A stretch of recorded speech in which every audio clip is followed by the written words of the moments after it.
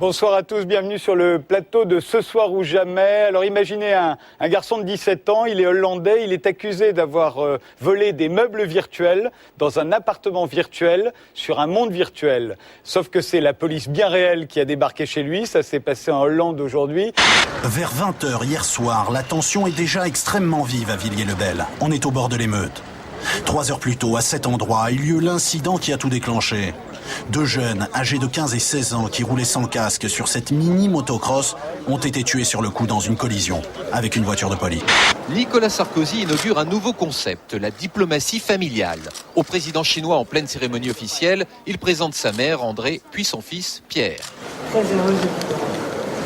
Je vais l'envoyer de l'autorité. Qu'est-ce que c'est la Chine ? La Chine, c'est la plus grosse dictature du monde. 1,3 milliard d'individus qui ne sont pas libres. La plus grosse.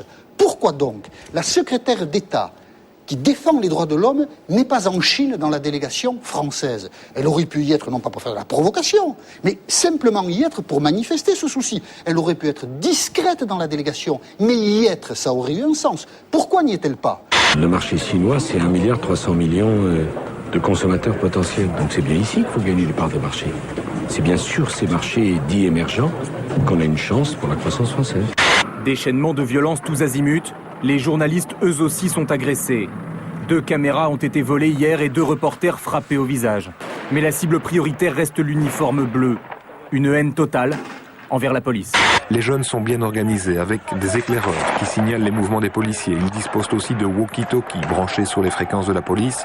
Et pour s'attaquer aux forces de l'ordre, outre les pavés, les cocktails Molotov, les barres de fer ou les bouts de carrelage fins et coupants, il y a aussi désormais les fusils à pompe. Ce sont des fusils de chasse qui ont occasionné les blessures, ce sont des tirs de calibre 12 et il y a une cartouche qui a été tirée également, c'est une Brenneck. Ce sont des cartouches qui servent à la chasse pour tuer les sangliers et les cerfs. Donc je vous laisse tirer les conclusions. Alexandre vous invite au King's Club, sa toute nouvelle discothèque à Tournan-en-Brie. Dîner à l'étage, fiesta au rez-de-chaussée. Depuis ses démêlés avec la justice et sa sortie de prison, il est sous le coup d'une interdiction de diriger des sociétés. Et s'il a accepté la caméra, c'est pour se donner l'image d'un entrepreneur dynamique. Je voudrais dire que ceux qui tirent sur des policiers sont des criminels et qui seront poursuivis comme tels. Au moment où vous pivotez, là, vous allongez votre... Voilà. Face aux incidents de Villiers-le-Bel, l'ex-candidate à la présidentielle a une déclaration à faire. Il est temps de passer des discours aux actes, même si, je le répète, les actes de violence d'une extrême gravité sont inexcusables. Il faut stopper cette escalade de la violence, car nous devons tous refuser, citoyens de France, que nos quartiers ressemblent aux quartiers des États-Unis. Cette année, ce sont les oranges qui sont arrivées à maturité les premières. Oranges de table ou oranges à jus, ces agrumes gorgés du soleil de l'automne sont très en avance. Les fruits sont peut-être un peu plus petits, mais très sucrés. Un matin comme les autres à Villiers-le-Bel, les rues sont quasi désertes, les policiers se font discrets. Des images qui tranchent avec l'ambiance de la nuit dernière.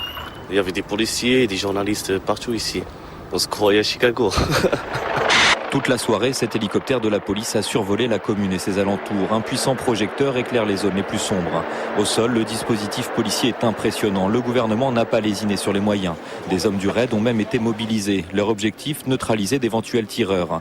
Au total, 1000 policiers quadrillent la ville. Les fouilles de voitures et les contrôles d'identité sont quasi systématiques.